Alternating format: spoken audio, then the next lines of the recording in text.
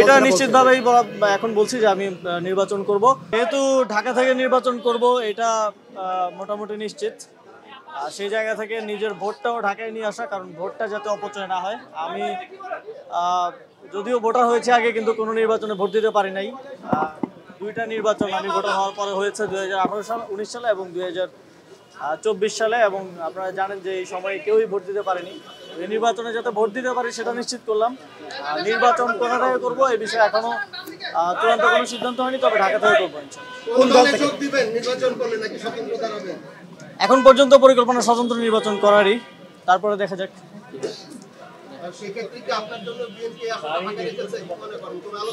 আমার কারোর সাথে কোনো ধরনের আলোচনা হয় নাই। কেউ কোন আসন কোন রাজনৈতিক দল ফাঁকা রাখলো কি রাখলো না সেটা আমার দেখার বিষয় না। আমি আমার সিদ্ধান্ত ব্যক্তিগতভাবে এককভাবেই নিব। এই আসনটাই কেন তাহলে ঢাকা 10 আসন? গুঞ্জন ছিল ঢাকা 12। আমার সরকার থেকে পদত্যাগ করার পর থাকার প্ল্যান আছে ধানমন্ডি এলাকায়। তো সেই জায়গা থেকে যেখানে থাকবো সেখানেই ভোটার হওয়া। আপনারা তো জানেন যে নির্বাচন করার জন্য আপনি কোথায় ভোটার হইলেন সেটা গুরুত্বপূর্ণ না, আপনি দেশের নাগরিক বা ভোটার হলেই যথেষ্ট। তো সেই জায়গা থেকে ঢাকায় ভোটার হওয়া, যাতে করে নির্বাচনের সময় আমার ভোটটা অপচয় না হয়।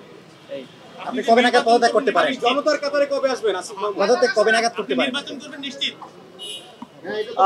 এটা নিশ্চিতভাবেই এখন বলছি যে আমি নির্বাচন করব।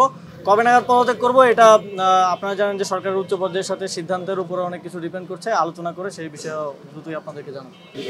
সরকার তো জনগণকে নিয়েই কাজ করছে, জনগণকে নিয়েই ভাবছে, এবং সরকারের সকল কার্যক্রম জনগণমুখী। এবং এই সরকারের যেই তিনটা কাজ ছিল, সংস্কার, বিচার এবং গণতান্ত্রিক রূপান্তর, আপনারা দেখছেন যে তিনটা কাজই সমানভাবে এগিয়ে চলছে।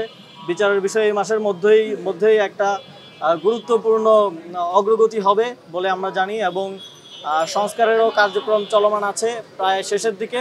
এখন প্রসেস থেকে শুরু করে এই বিষয়গুলো ডিফাইন হয়ে গেলেই এ বিষয়ে আর কোনো সন্দেহ থাকবে না। এবং নির্বাচনের বিষয়ে সরকার খুব স্পষ্টভাবেই ফেব্রুয়ারিতে নির্বাচন আয়োজন করার কথা বলেছে এবং বারবার বলছে।